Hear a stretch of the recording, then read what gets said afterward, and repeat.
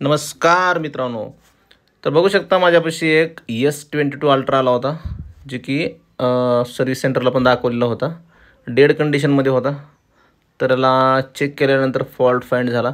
तर ऑलरेडी हे दाखवलेला होता, बघू शकता. सर्व्हिसिंग वगैरे केलेला होता, हिट वगैरे मारलेला होता, पण रिपेअर झाला नाही. तर बघू शकता ह्याचा फॉल्ट जे आहे ते रॅममध्ये सापडला मला. तर मी रॅम काढलेली याची.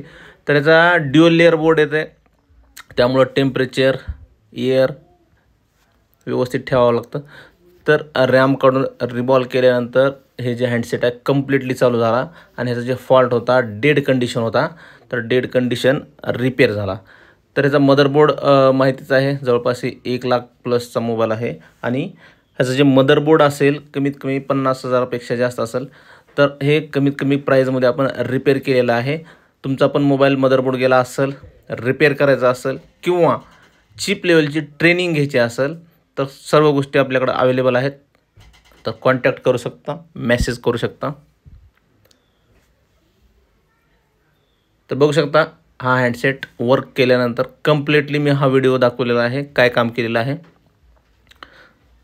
तर हा कम्प्लिटली चालू झालेला आहे आणि ह्याचा डाटा पण सेव्ह झालेला आहे. 50,000 रुपये घालून देखील मदरबोर्ड चेंज केल्यानंतर तुमचा डाटा पण भेटत नाही.